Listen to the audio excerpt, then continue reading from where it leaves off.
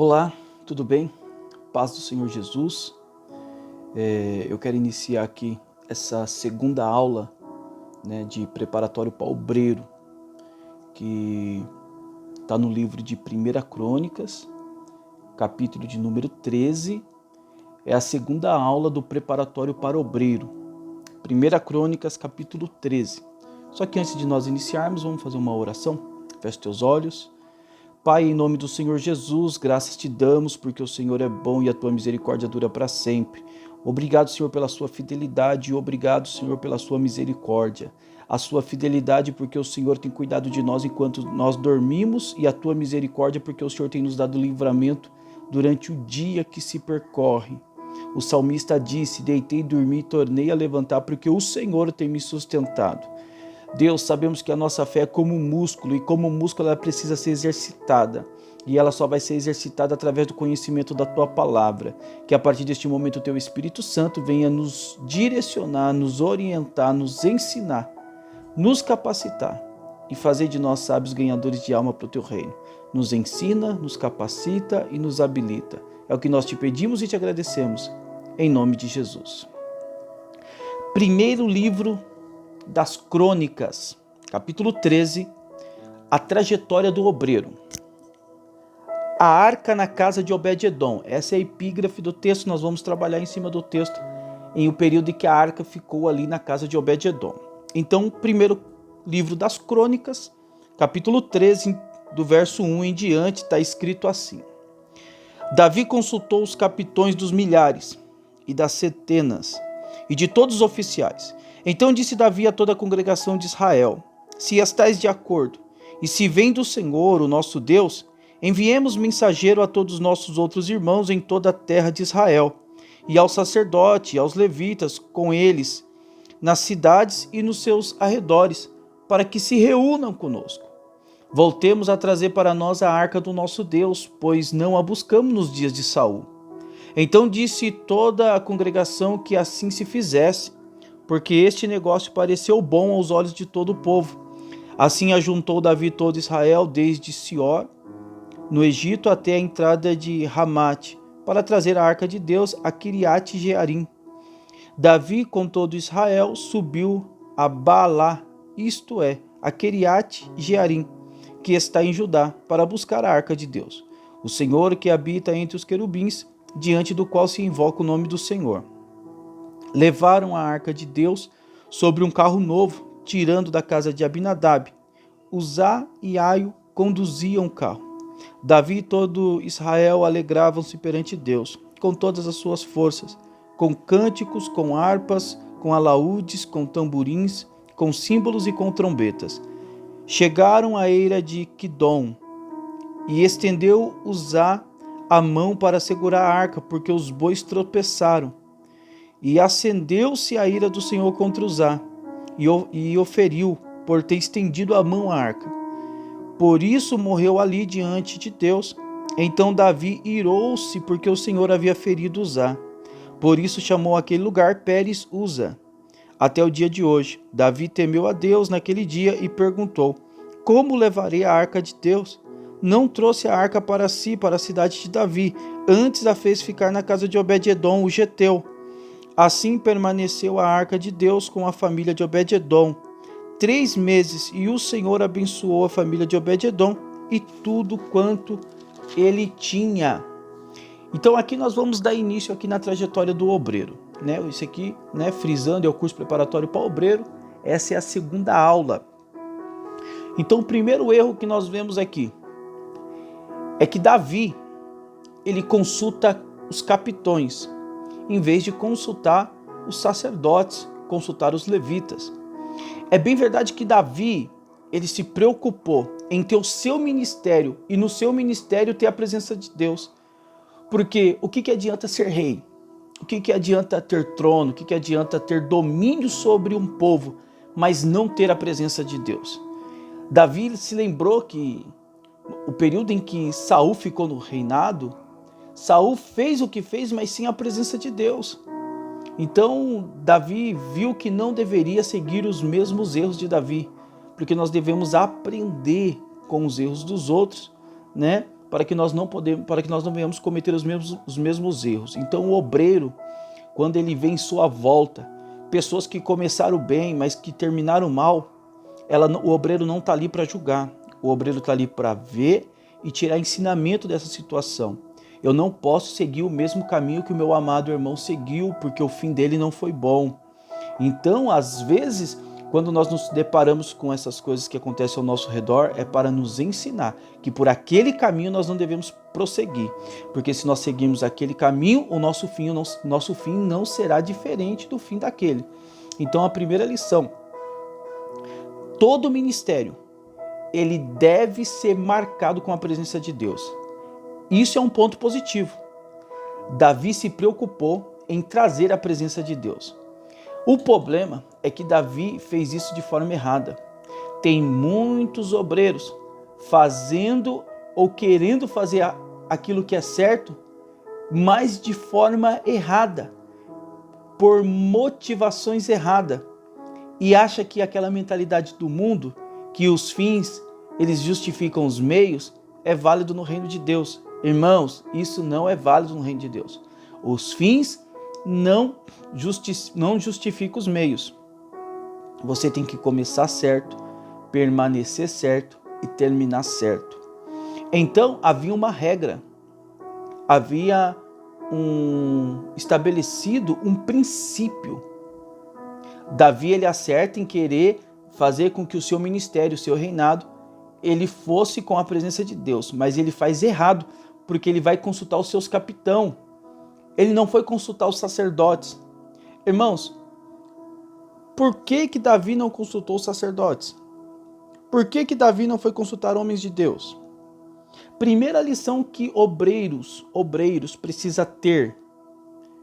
Quando nós nos depararmos com qualquer dificuldade, qualquer situação que nós não sabemos resolver, qualquer situação que para nós é algo assim, que está longe da nossa jurisdição, a gente não vai consultar pessoas que têm a mesma limitação que nós, pessoas que não vai conseguir resolver aquela situação.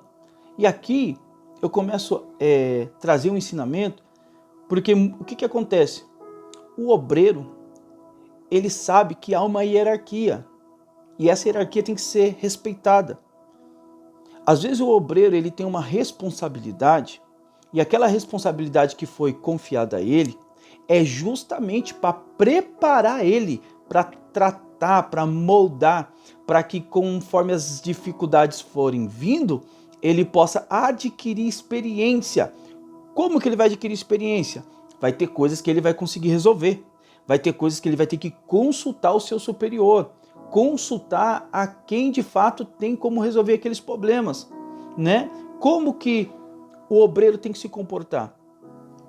Foi delegado uma certa função para o obreiro, aconteceu a primeira dificuldade, ele não soube sair daquilo ali, não se desespere.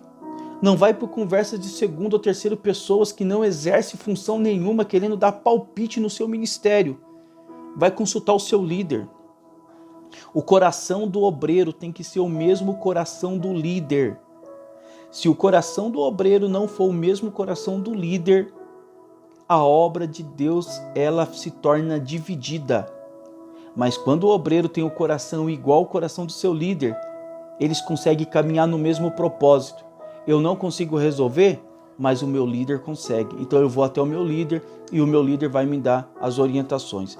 Davi precisava consultar o sacerdote, porque não era da competência de Davi mexer com a arca, com a presença de Deus, trazer a arca. Não era. E o que ele faz? Consultando os capitães, consultando homens. Eu falo de obreiro que às vezes não dá crédito na palavra do seu pastor e vai procurar, irmãos, conhecimento em internet, vai procurar conhecimento em pessoas hereges, vai procurar entendimento em pessoas que não têm reputação, pessoas que não têm um bom testemunho. E aí ela vai trazer uma comida requentada, ela vai trazer um fermento para dentro da congregação e aquilo ali vai prejudicar o ministério. Então, obreiros aprovados, Você precisa caminhar junto com o seu pastor. Você precisa ter o mesmo coração que o seu pastor. Você precisa entender qual é a visão do seu pastor, a visão do seu líder, para que vocês possam caminhar junto, para que vocês possam produzir frutos no reino de Deus. Davi não consulta, Davi consulta os homens. Os capitães vai sugerir e eles vão copiar a forma que os filisteus carregaram a arca, que foi em carros novos, em carros de bois. E qual era a forma exata de carregar a arca? Irmãos, está escrito, livro de Números, livro de Números, se não me falha a memória, capítulo de número 4, livro de Números, capítulo de número 4, verso de número 4. Este será o serviço dos filhos de Coate, na tenda da congregação, o cuidado das coisas santíssimas.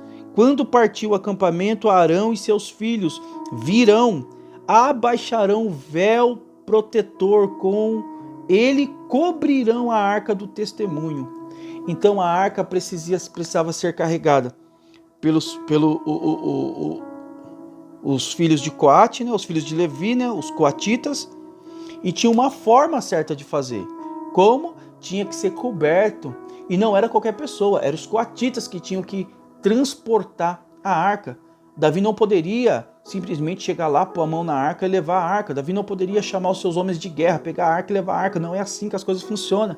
Às vezes o obreiro quer fazer as coisas de qualquer forma, eles querem resolver, mas da forma que eles querem resolver, isso vai prejudicar, porque não está respeitando princípios espirituais.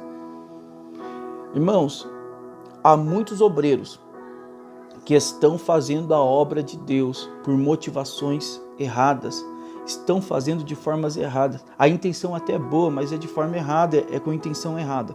Então tem uma forma certa.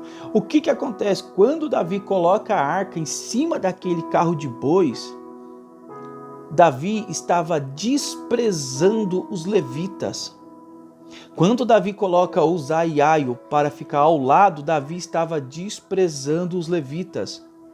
Quem era para estar ali? Zadok. Irmãos, Zadok era quem exercia o sacerdócio no período de Davi. Zadok era para estar ali, e Zadok, junto com os levitas, que era para estar levando a arca. E ele não estava, porque a Bíblia não fala. O capítulo 13, ela não fala de Zadok. Vai falar que a arca foi carregada em bois, em carros novos, carregado sobre bois.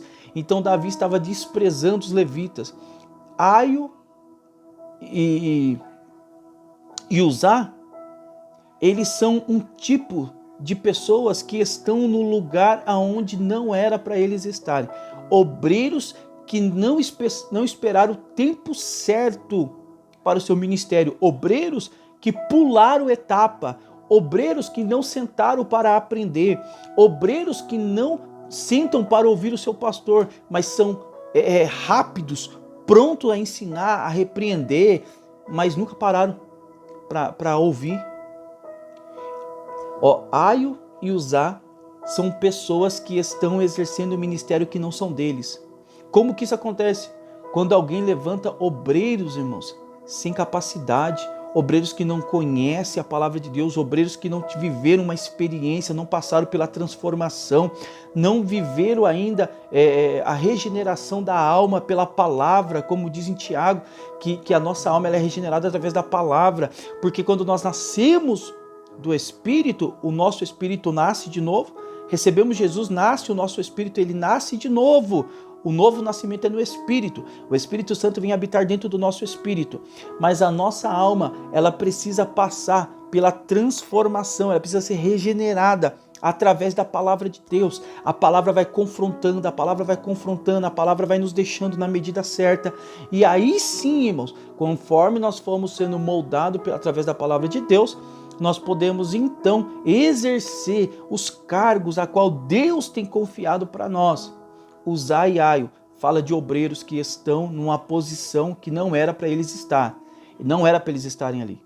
Eles chegam naquele ambiente, eles estão perto da arca, não era para estar. E todas as vezes que um obreiro está numa posição que não é para ele estar, que ele não está preparado para aquilo, isso vai gerar morte.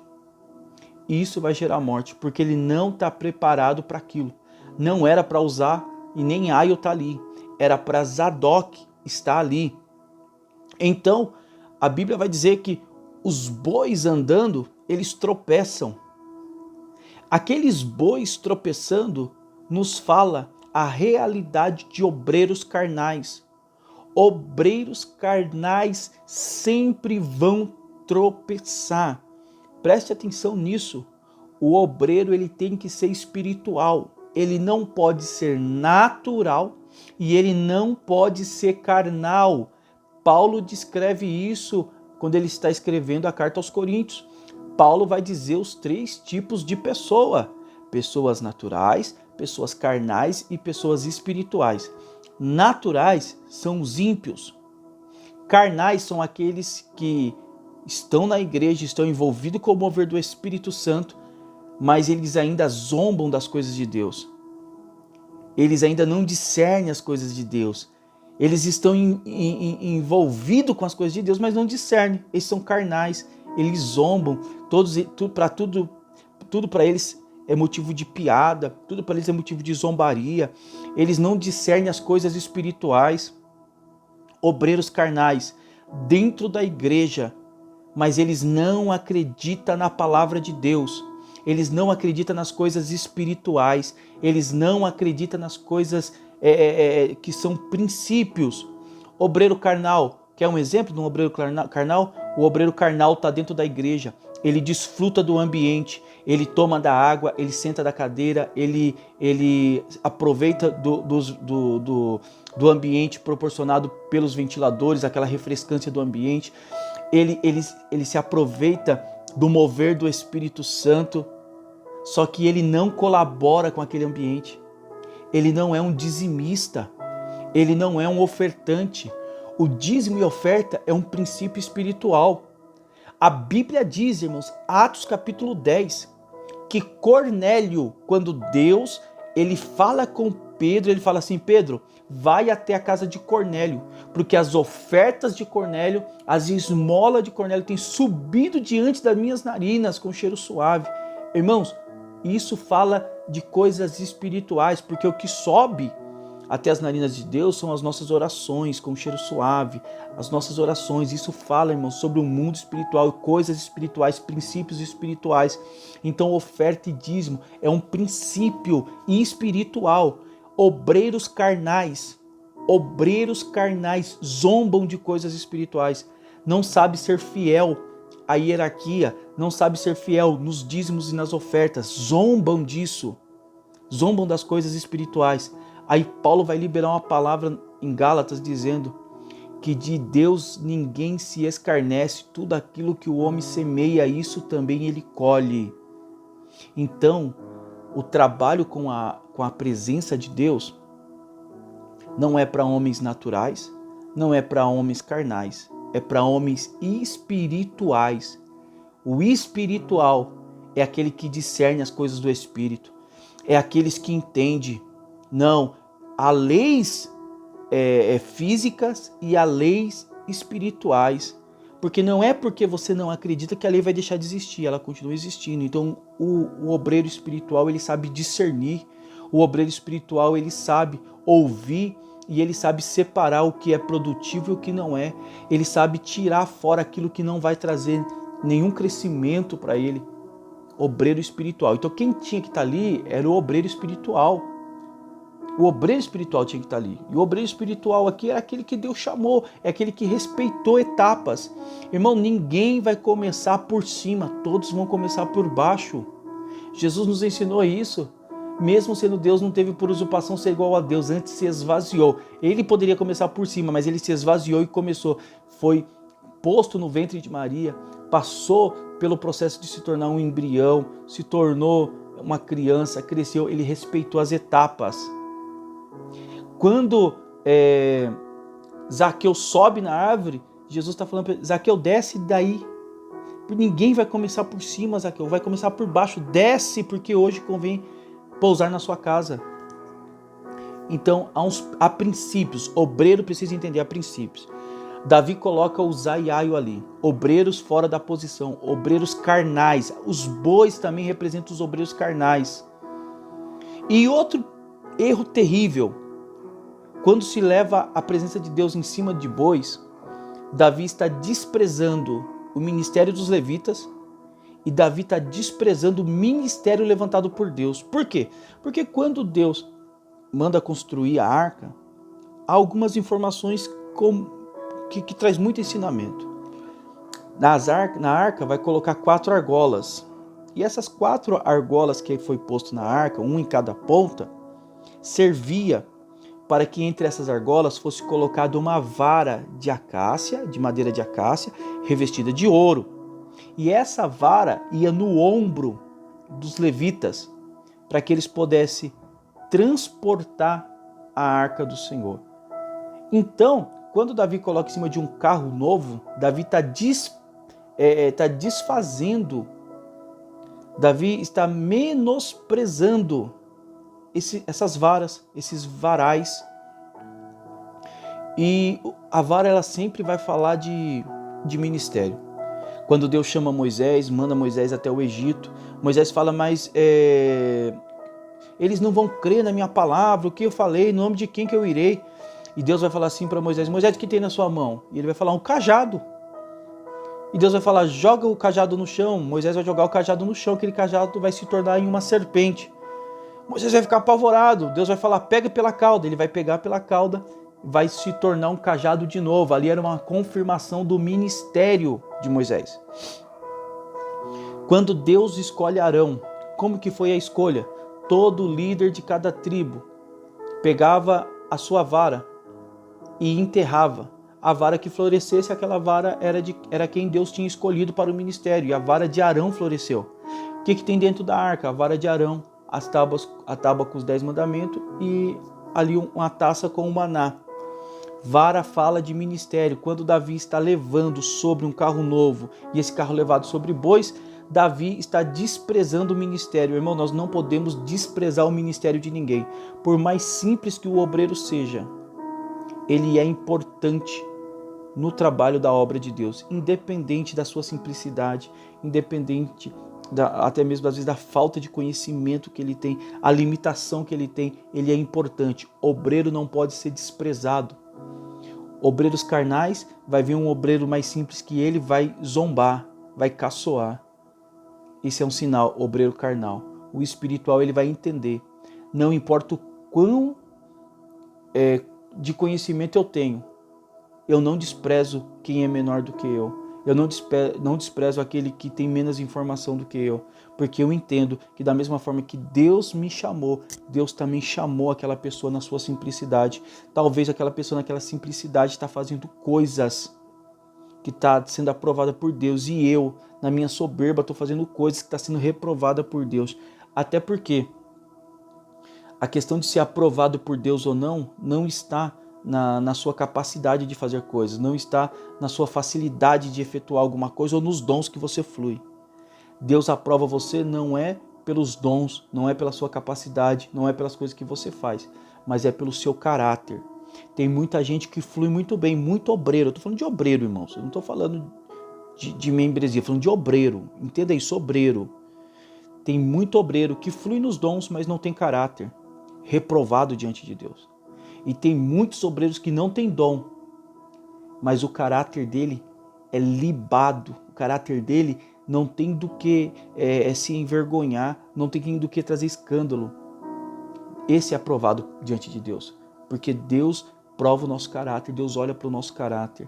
Você pode fazer o que for, se o seu caráter não for moldado pela palavra de Deus, você está reprovado diante de Deus, a sua alma ainda não foi transformada. Precisa passar pela transformação.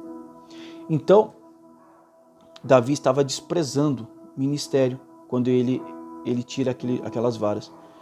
Os bois tropeçam.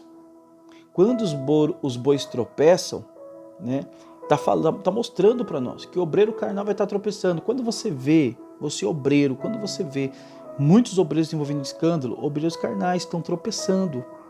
Isso não é para que nós venhamos julgar, para que nós possamos orar. Porque até um obreiro carnal, se ele se arrepender, se ele estiver sensível, ele se torna um obreiro espiritual. Se ele deixar a palavra penetrar o seu coração, se ele deixar a palavra moldar a sua alma, vai se tornar um obreiro espiritual excelente na presença de Deus. Então, os bois tropeçam. Os bois tropeçando está denunciando. Por que a presença tem que ser levada por levitas e não por bois? Porque bois mugem, levitas adoram. Pegou? Obreiros adoram. Obreiros espirituais. Obreiros carnais, eles mugem, eles murmuram, eles questionam, eles formam panela contra a sua liderança, eles provocam rebelião. São pessoas sem escrúpulos, são pessoas totalmente grosseiras no que tange a fazer a obra de Deus. Obreiros espirituais não, obreiros espirituais eles levam a presença de Deus adorando, eles louvam, eles adoram, eles marcham, eles se movem na presença de Deus. Então, o que acontece? Quando o obreiro tropeça, aquele que está numa posição que não era para ele estar, vai fazer o que não era para fazer, coloca a mão na arca, e por causa disso ele é fulminado. Davi olha aquilo, um grande espanto entra em Davi. Davi teme. Então Davi vai deixar a arca na casa de Obed-edom. A arca chegando na casa de Obed-edom, eu acho isso aqui muito lindo, porque a Bíblia diz assim no verso 14: assim permaneceu a arca de Deus com a família de Obed-edom. A arca de Deus com a família de Obed-edom, preste atenção nisso. Não é só Obed-edom que se destaca, a família de Obed-edom se destaca. Obreiro, não é você que tem que se destacar, a sua família tem que se destacar. Paulo ele nos ensina: quem não governa bem a sua casa, como poderá cuidar da casa de Deus? Obreiros que não cuidam bem da sua casa, como vai cuidar da casa de Deus? Obreiro, o primeiro rebanho que você vai dar conta é o da sua casa, é a sua família. Como você não consegue cuidar da sua família e você quer cuidar da casa de Deus? Preste atenção. Assim permaneceu a arca de Deus na casa, na família de Obed-edom. Com a família de Obed-edom. Está escrito na minha tradução, com a família de Obed-edom. A presença de Deus não é para você só quando você está lá na igreja exercendo o seu ofício. Eu sou porteiro, estou lá na diácono, porteiro. Não, a presença de Deus não é só ali. A presença de Deus tem que estar na sua casa. A sua família tem que desfrutar. A sua esposa, os seus filhos, seu pai, sua mãe, tem que ver, tem que testificar que você é um cristão, não só dentro da igreja, mas também fora da igreja. Quando você está na sua casa, quando você está na festa da família, Natal, Ano Novo, churrasco, aniversário, você se comporta como um obreiro, como um ministro, como um representante de Cristo. Você não pode ser uma pessoa dentro da igreja e outra pessoa fora. Obreiros, sejam homens e mulheres aprovados por Deus, tanto no templo como fora do templo. Não seja hipócrita, não seja fariseu. Então a arca ficou com a família de Obed-edom. A família de Obed-edom foi abençoada. E algo interessante, se você parar para pensar, que tem muita coerência com a palavra de Deus. Quando Deus fala para Moisés montar o tabernáculo ele é dividido em átrio, lugar santo e lugar santíssimo. O lugar santíssimo é onde ficava a presença de Deus. O lugar santíssimo só poderia entrar no lugar santíssimo quem fosse da linhagem dos descendentes de Levi, quem fosse sacerdote. O sacerdote entrava lá uma vez por ano. Então, quando a Arca da Aliança vai para a casa de Obed-edom, ela casa com o princípio que tinha na casa de Obed-edom. Qual era o princípio que tinha na casa de Obed-edom? Obed-edom exercia o sacerdócio na sua casa. Mais uma vez eu vou repetir isso aqui, obreiro, pega isso no seu coração. Se você não governa bem a sua casa, como poderá cuidar das coisas de Deus ou da casa de Deus? Se não me falha a memória, 1 Timóteo capítulo 3, verso 4, Paulo está falando isso aí para Timóteo. O obreiro governe bem a sua casa. Quando a presença de Deus ela chegou na casa de Obed-edom, ela reconheceu um princípio. Há aqui um sacerdote no lar. Obed-edom era um sacerdote no lar. Então, a casa de Obed-edom se tornou o santo do santo. A casa de Obed-edom se tornou o santo do santo. Obreiros, a nossa casa tem que ser um santo do santo. A nossa casa tem que se tornar o santo do santo. A presença de Deus, ela tem que reconhecer o nosso sacerdócio dentro da nossa casa. Isso aqui é muito forte. Porque as bênçãos de Deus vai ser liberada quando a presença de Deus reconhecer o princípio que você respeita, porque o princípio que você respeita, ele vai atrair as bênçãos. O que está escrito em Deuteronômio 28? Se atentamente ouvides a palavra do Senhor e se esforçar para viver na prática o que ela ensina, essas bênçãos virão e te alcançarão. Será bendito ao entrar, bendito ao sair, onde colocar as mãos será abençoado a sua fazenda, os seus gados, sua família, e por aí vai muitas bênçãos. Mas as bênçãos é condicionada a ouvir e obedecer. Isso é viver princípios. Os princípios de Deus nós temos que viver na nossa casa. Então na nossa casa precisa o sacerdócio também, eles têm que estar em evidência. Obreiro, seja você diácono, seja você evangelista, seja você presbítero, seja você pastor, missionário, apóstolo, mestre, dependente, cooperador. Há um sacerdócio sobre a sua vida. Detalhe, como que Obed-Edom consegue viver, entrar nesse princípio, sendo que ele não é da linhagem de Levi, sendo que ele não é descendente de Levi, sendo que ele não está nessa linhagem? Por que Deus vai abrir essa oportunidade para ele? Porque ali está mostrando, irmãos, uma característica nossa. Hoje nós estamos aqui, não é porque nós somos da linhagem de Levi, ninguém aqui é levita, ninguém é da linhagem de Levi, mas Deus abriu para nós essa oportunidade. Por quê? Porque Davi enviou a Arca da Aliança para lá.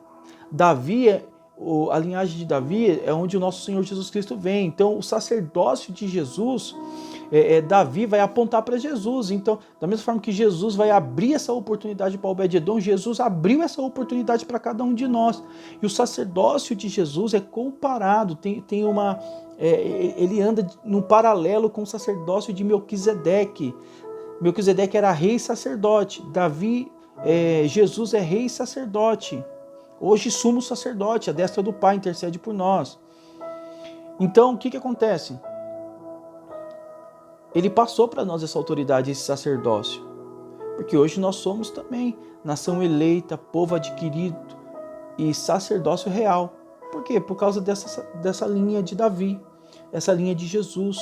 Jesus que tem o seu sacerdócio, que tem esse paralelo com o de Melquisedeque, rei e sacerdote. Jesus, rei e sacerdote, passou para nós nação eleita e sacerdotal. Nós somos povo adquirido, nação eleita, e nós temos o sacerdócio real. Amém? Então, por causa disso, vai para lá a presença de Deus, e aí reconhece ali se torna o santo do santo. Davi ouve que a casa de Obed-Edom está sendo abençoada. Davi agora vai consultar, irmãos, os levitas, os sacerdotes. Então Davi vai pegar a arca e Davi vai levar a arca para Jerusalém. Só que quando a arca vai para Jerusalém, você acha que Obed-Edom fica para trás? Obed-Edom vai junto, porque o obreiro não sabe andar sem a presença de Deus. O obreiro não fica em lugares que a presença de Deus não está. O obreiro não vai para lugar que a presença de Deus não está. Obreiros, ele sempre vai estar aonde Deus está, sempre aonde a presença de Deus está, aonde Deus quer que ele esteja. O que o salmista falou? Uma coisa é pedir ao Senhor e essa buscarei, que eu possa viver todos os dias da minha vida na sua casa. Pede uma coisa para Deus e tem que buscar. Busca ficar na casa de Deus, busca ficar na presença de Deus. Obreiro, entenda isso. Busque estar na presença de Deus. Obed-Edom ele vai para Jerusalém. E quando Obed-Edom vai para Jerusalém, aqui nós estamos vendo a trajetória do obreiro. O obreiro, irmãos, ele não pode ficar acomodado na posição que ele está. Hoje eu sou cooperador, para mim tá bom. Não. Obreiro tem que almejar, galgar degraus na presença de Deus. Você hoje é um cooperador, você está passando pela experiência de um cooperador. Amanhã você vai ser um diácono, depois da manhã você vai ser um evangelista, depois um presbítero, até chegar no ponto de você ser levantado a um pastor. Por quê? Porque quando você for pastor, você vai ter vivido experiências, você vai poder passar essa experiência para outro. E aí você vai levantar a cooperador, a diácono, a evangelista, a presbítero e a pastor. Então o obreiro, ele tem que almejar galgar degrau. O obreiro não pode ser acomodado. Você vai ver que Obed-edom, ele não se acomodou. E detalhe, Obed-edom era geteu. Obed-edom era geteu, verso 13. E o finalzinho do verso 13, fez levar a casa de Obed-edom geteu. Ele era geteu, ele era descendente de Esaú. A Bíblia diz que Deus aborreceu Esaú e amou a Jacó. Como que alguém que foi aborrecido, que Deus se aborreceu com aquela pessoa, agora Deus está introduzindo os gentios, irmãos. Nós somos gentios, estamos introduzindo. Nós éramos jambuzeiro bravo, que fomos enxertados na oliveira verdadeira para que nós pudéssemos dar fruto. E pasme, obreiro, você não foi chamado para ser só porteiro. Obreiro, você não foi chamado para ser só diácono. Obreiro, você não foi chamado para ser só evangelista. Você não foi chamado para ser só presbítero, para ser só pastor. Ah, mas título, isso daí não quer dizer nada, é coisa do homem. Tá, mas isso aí também te coloca em posições no mundo espiritual, porque o mundo espiritual respeita hierarquia. Deus, ele quer te capacitar. Hoje você é soldado e você vai galgar posições nesse exército de Deus até você se tornar um general, até você se tornar, passar por capitão e por aí vai. Então o obreiro, irmão, não pode ser acomodado. E obreiro acomodado é obreiro frouxo. Obreiro frouxo, Deus não tem negócio com obreiro frouxo. Ah, se faz de coitadinho, tá 50 anos na igreja, 50 anos cooperador. Pelo amor de Deus. Cadê o viver novidade de vida? Cadê viver novidade no espírito? Cadê viver coisas novas? Até quando, obreiro? Até quando? Até quando você vai se contentar e ficar aí se vitimizando, se fazendo de coitadinho? Vamos pôr a mão no arado. Não tenha medo de fazer o serviço, porque conforme você for fazendo o serviço, Deus vai te capacitando para coisas grandes. Sede fiel no pouco, sobre o muito te colocarei. É Deus que vai colocar. Para com esse negócio. Não, porque não precisa ser visto, quem tem que ser visto é Jesus. É claro, isso daí é óbvio, mas Jesus vai ser visto através das suas atitudes. A maior pregação não é aquela que nós falamos, a maior pregação é aquela que com o nosso testemunho, com as nossas atitudes. Se não tivesse uma exigência do obreiro, ele galgar a posição, Deus não teria dado essa hierarquia, irmãos. Nós não teríamos lá em Efésio os 5 ministérios. Entendeu? Então, há aí essa necessidade. Para de ser um obreiro frouxo. Para de se contentar com essa posição que você está. Almeja coisas altas em Deus. Deus te chamou para coisas altas. Deus te chamou para coisas grandes. Hoje você é pescador. Amanhã você vai se tornar um discípulo. Depois da manhã um apóstolo. Para com isso. Obreiros frouxos, Deus reprova. Seja corajoso, não tenha medo de fazer o que Deus quer que você faça. Não tenha medo de exercer a função que Deus quer que você exerça. Não tenha medo de ser um canal de bênção na obra de Deus para abençoar outras pessoas. Amém? Então Obed-edom vai galgar aí algumas posições, irmãos. 1 Crônicas mesmo, capítulo 15, verso 24. Davi vai constituir Obed-edom como porteiro. Verso 24 do capítulo 15 de 1 Crônicas. Lá no finalzinho vai estar escrito: Obed-edom e Jeías eram porteiros da arca. Porque vai galgar a posição. 1 Crônicas 16. Verso 5. Asaf era chefe, e Zacarias o segundo, e depois Jeiel, Semiriamote, e Jeiel, Matitias, Eliabe, Banaía, Obed-edom e Jeiel. Eles deviam tocar os alaúdes, as harpas. Asaf devia fazer ressoar os símbolos. Irmão, ele se torna porteiro, depois ele se torna músico. E você acha que Obed-edom ele foi aprovado, mas Deus não olhou como que Obed-edom se comportava, como que Obed-edom ensinava a sua casa? Vamos lá, 1 Crônicas 26. Se é para ser obreiro aprovado, que sejamos um obreiro aprovado. 1 Crônicas 26, verso 8. Todos esses foram os filhos de Obed-edom, ele, seus filhos e seus irmãos, homens capazes de força para o serviço, ao todo 62 de Obed-edom. Todos os filhos de Obed-edom, homens capazes e homens fortes para a obra de Deus. Porque o sacerdote do lar, o obreiro aprovado, ele vai conseguir pelo menos fazer com que a casa dele também sirva a Jesus. Porque a família dele vai olhar para o testemunho dele. E através do testemunho dele, o nome de Jesus será glorificado. O obreiro, a casa dele é estruturada. Quantos obreiros nós vemos hoje aí que os filhos são descrentes? Pastores que os filhos são descrentes. Presbíteros que os filhos são descrentes. Ah, pastor, mas eles têm a escolha dele, não pode obrigar. Claro. Agora você não vai conseguir obrigar mesmo. Mas se você ensinasse desde o princípio, como que você quer que os seus filhos, o seu esposo, a sua esposa, sejam pessoas que tenham vontade de servir a Deus? Se toda vez que você chega do culto, você chega falando mal de alguém, falando mal do seu líder, falando mal dos outros obreiros, quebra o pau dentro de casa, joga a panela para lá e para cá, dá mau testemunho, fica devendo para os outros, os vizinhos não te suportam. Como que você quer ganhar a sua família? Você já parou para pensar? Como que os seus filhos, como que o seu esposo, como que a sua esposa, eles te veem? Será que eles te veem como um obreiro da casa de Deus? Ou será que eles te veem como um obreiro carnal? É difícil, irmão, mas isso aqui é para obreiro, isso aqui não é para membro, é para obreiro. Para obreiro, o pau tem que quebrar. Então, para de dar mau testemunho na sua casa que você vai ganhar sua família para Jesus. Para de dar palavra e não cumprir, que você vai ganhar sua família para Jesus. Para de comprar as coisas e não pagar. Quantas vezes o seu filho, o seu esposo precisou falar que você não estava